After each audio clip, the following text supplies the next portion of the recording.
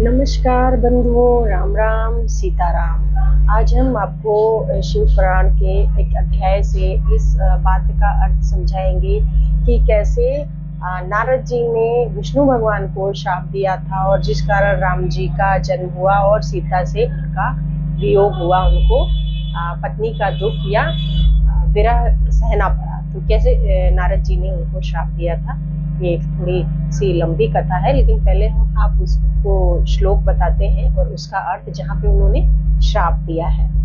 तो नारद जी क्या कहते हैं,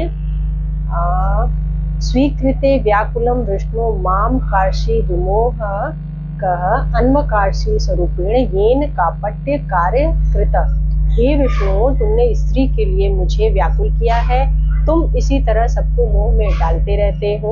यह कपटपूर्ण कार्य करते हुए तुमने जिस प्रकार से मुझे संयुक्त किया था उसी स्वरूप से हे हरे तुम मनुष्य हो जाओ, और स्त्री के लिए दूसरों को दुख देने वाले तुम भी स्त्री के वियोग का दुख भोगो।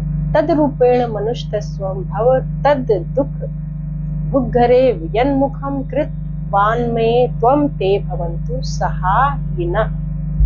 इस प्रकार तुम मनुष्य हो जाओ और स्त्री के वियोग का दुख भोगो। तुमने जिन वानरों के समान मेरा मोह बनाया था वे ही उस समय तुम्हारे सहायक हो। देखिए, राम जी के सहायक वानर बने, उन्होंने सीता जी को लाने में सहायता की, तो वे ही उस प्रकार तुम्हारे सहायत्वम स्त्री वियोगजम दुखम लभस्व परदुखद मनुष्य गतिका प्रायो भवाज्ञान विमोहिता। तुम दूसरों को स्त्री विरह का दुख देने वाले हो, अतः स्वयं भी तुम्हें स्त्री के वियोग का दुख प्राप्त हो और अज्ञान से मोहित मनुष्यों के समान तुम्हारी स्थिति उस समय हो जाए।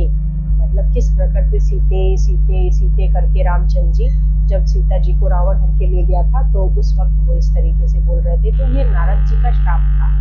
नारद जी ने श्राप क्यों दिया था? नारद जी जो है एक बार जो है, ये देखिए रुद्र संगीता का है 14, 15 और 16वां श्लोक है, चतुर्थ अध्याय रुद्र संगीता शिव महापुराण का। तो एक बार नारद जी को काम पर विजय का घमंड हो गया, काम पर विजय का उनको घमंड हो गया। तो उन्होंने अपनी अपनी काम पर विजय की गाथा गाने के लिए इधर उधर जा रहे थे, तो ब्रह्मा जी के पास गए। तो वहां पे उन्होंने उनको मना किया कि नहीं, ये उचित नहीं है, तुम्हें गर्व हो रहा है।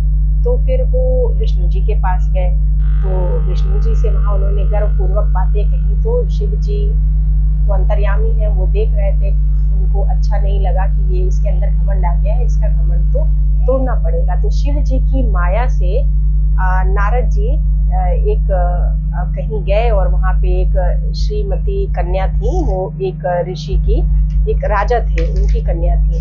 तो उनकी कन्या पे वो मोहित हो गए उनकी सुंदरता। तो राजा ने बताया कि कल इसका स्वयंवर होने वाला है और इसका विवाह होगा कल। तो उनको लगा कि मैं ही बहुत सुंदर हो जाऊं तो मुझसे ही ये कन्या विवाह करेगी।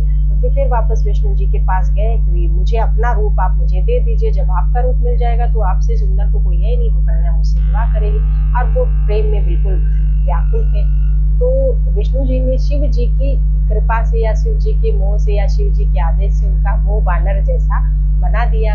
अब वो तो समझ गए कि हम विष्णु जी जैसे लग रहे हैं, और वो अपना सभा में पहुंच गए और वो उनकी तरफ जब कन्या आई तो वो उठ करके चली गई। और बगल में दो गण बैठे थे जो कि बाद में रावण और कुंभकर्ण बने किसी शाप के, इन्हीं के शाप के कारण। तो वो उन्होंने कहा कि अरे तुम्हारा मुंह तो वानर जैसा है, तुम्हें कहाँ यहाँ विवाह होगा।